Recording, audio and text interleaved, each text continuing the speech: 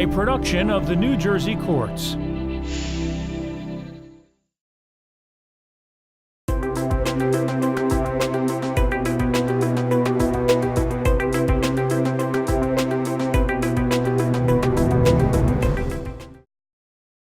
So you reached the mandatory retirement age in 2003. Yes. Can you tell me a little bit about your working life after that? Well,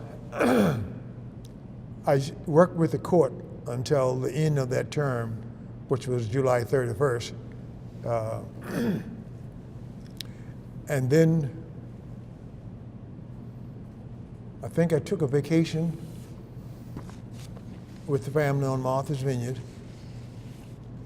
And then in the fall, I think I went to Florida and joined up with Justice Pollock and his wife for a while, looked at some real estate.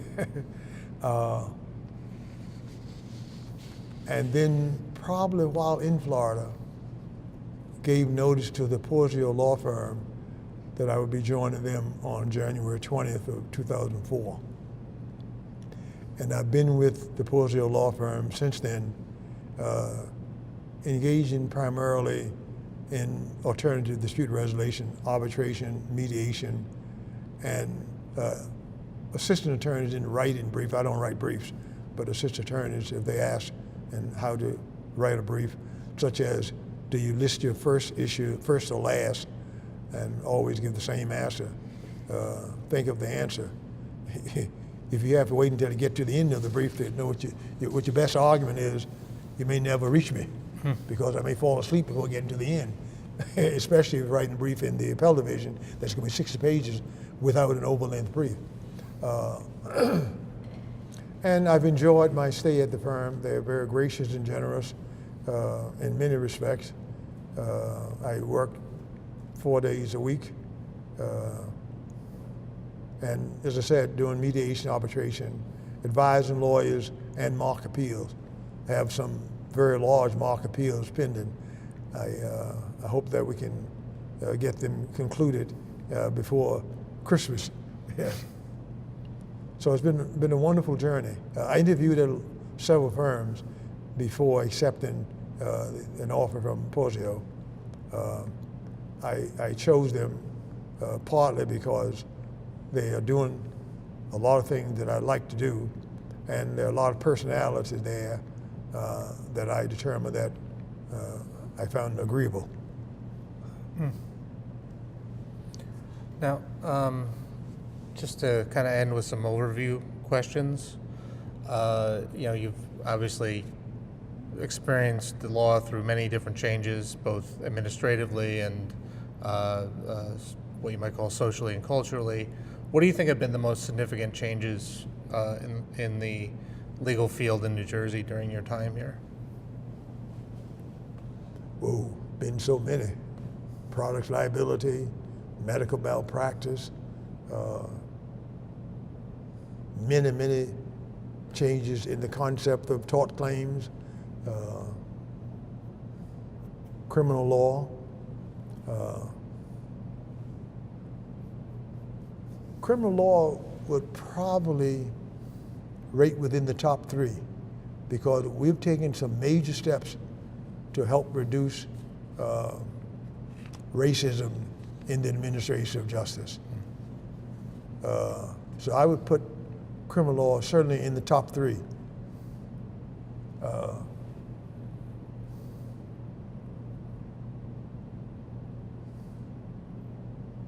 The law firm handles a lot of corporate merger and acquisition, patent law, but that's beyond my training. So I can't comment in that area.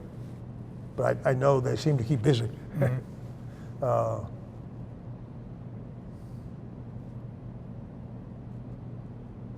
On the negative side, and it has not as much to do with the law as it has to do with changing social conditions. Up until while I was chairman of the Board of Trustees of the New Jersey Legal Services, about 25% of the population in need of legal services was not being served. I think my numbers are about right. When I saw the numbers last week, somewhere close to 1 out of 9 or 10 of those in need is being serviced. That's a huge gap. And that huge gap has been widening because of the reduction in funding. Part of the reduction in funding has come as a result of the interest rates payable on attorneys' IALTA account, and partly because the state has reduced its funding. And these things are occurring at a time when the need for legal services representation is expanding. And I find it hurtful that we can't do more. Yeah. But that's about the best answer. And I can't give you specific answers because I haven't looked that carefully at these different groups. But I know changes are occurring. And in the civil side, I know there have been several restatements or revisions in the restatement of the law of contract, of torts, of agency, and things like that, products liability included.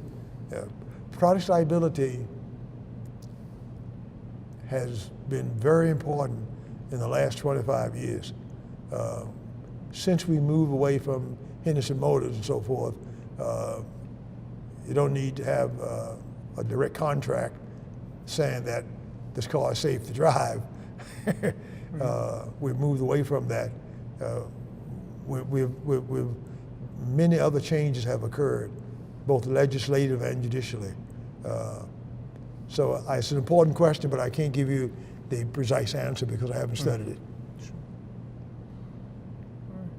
Well, you said you thought New Jersey had made good progress, I guess, in eliminating racism or reducing racism in criminal administration of criminal justice. Could you expand on that? Like, what do you think, if you could give it a grade, maybe? How a grade? No, I can't give a grade. But look at Gilmore. Before Gilmore was decided, black people were being knocked off of juries right and left.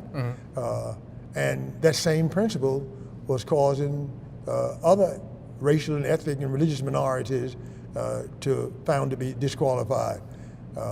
That principle has been corrected beginning with the Gilmore and has been extended to even cover civil cases. Racial profiling was a big deal in New Jersey at the time of the Turnpike incident that I'm talking about. Some young college student was going back to college and was driving a van, and some big incident occurred, and the U.S. Attorney's Office became involved in investigation of the State Police Department. And that the result, as well as what's happening by former Attorney General Peter Harvey, who is investigating the Newark Police Department. And I'm not implying for 1 second that all police departments are corrupt. I'm not implying that at all, as a matter of fact. I'm trying to suggest that these are changes that are having significant impact within the administration of criminal law in New Jersey. The racial profiling, the 2 or 3 cases that I discussed before, has had a substantial impact. You can't now just stop a car because the tail light is out and then ask the person, do I have consent to search your car? What's searching the car got to do with it out a tail light that's out?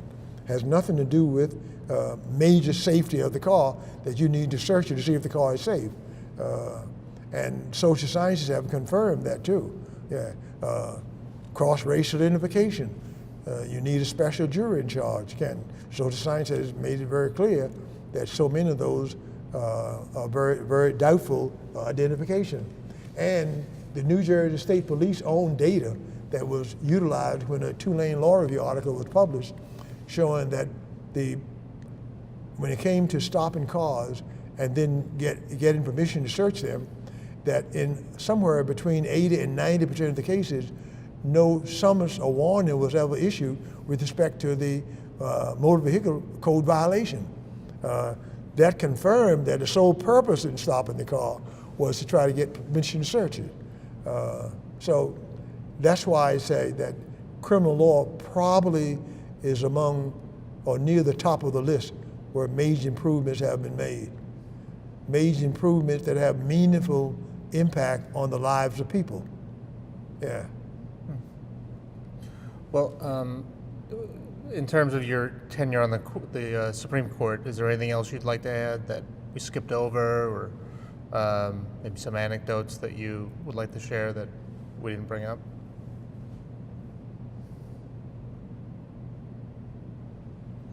Well,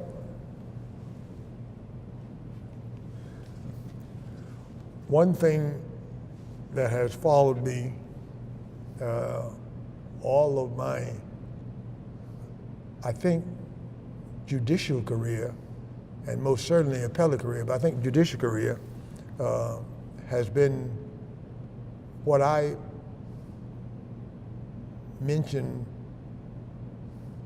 probably 20 years ago, the shoes that I wore while in the early days of being a judge, and then wore them again after I was appointed to the Supreme Court. And I referred to them as, rather than my thinking cap, my thinking shoes, because they had been with me so long. They're here today, and I had them probably on display when one of my law clerks, who was a law school classmate of First Lady Michelle Obama, wrote a poem regarding them. Do you want me to hold this up and you'll read the Yes. poem? The poem reads, from the dark days of past where he humbly began with those shoes on his feet and a light in his hands. Through the long days of toiling, our burdens to bear, for segregationists past wasn't no crystal stair. Still, those shoes brought him here, in the peak of his prime, toiling justice and temperance and holding the line. For we waited and waited, thought he'd never arrive. How could a state so enlightened be so slow to oblige? What we all know forever, where the journey would lead with those shoes on his feet, as bees planting the seeds. O history's memoirs of our great pioneers and original thinkers bravely judging with no fear. So, though his shoes may seem worn now, on them he still firmly stands, and on this day we honor the justice, the man. That's very nice.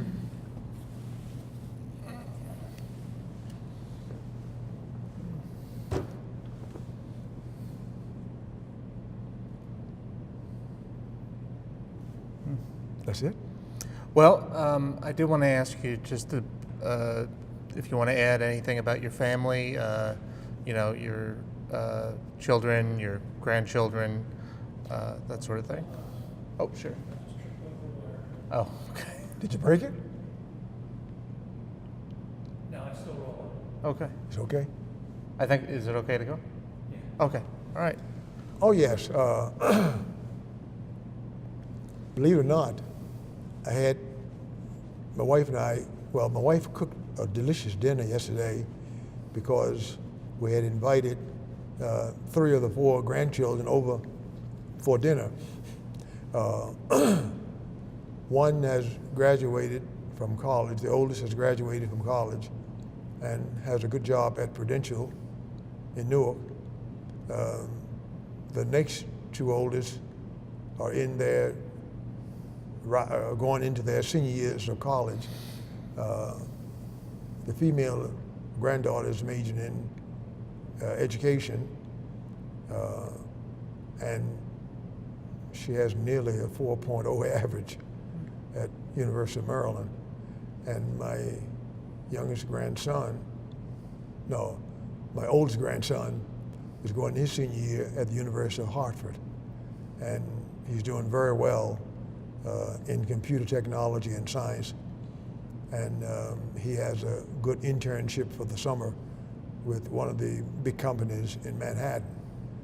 And the last or the fourth grandchild is my grandson, who will be finishing Ridge High School tomorrow is a graduation. And he has a scholarship to play football at Towson University in Maryland.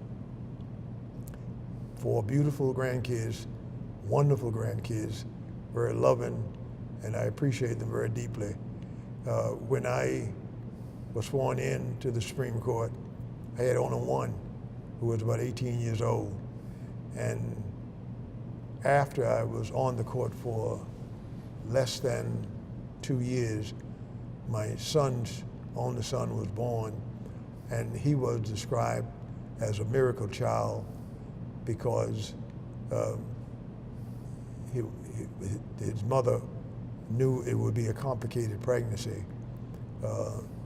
In the very beginning of the 7th month of that pregnancy, she went into coronary failure, and they had to deliver the baby by C-section one day, and the next day perform a 12-hour open heart surgery on her, I think it was.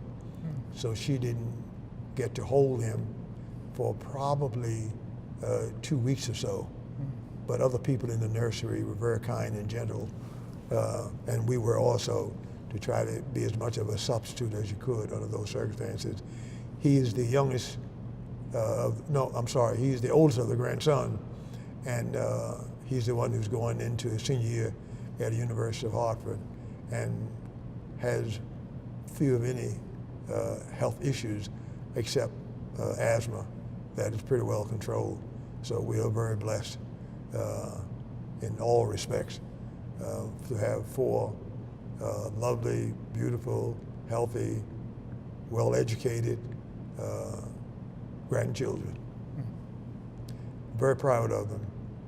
And as a proud grandfather, I do everything I try to help them without doing too much. To spoil is almost as bad as not being helpful at all. Either way, you help produce the wrong person. That's the end of it.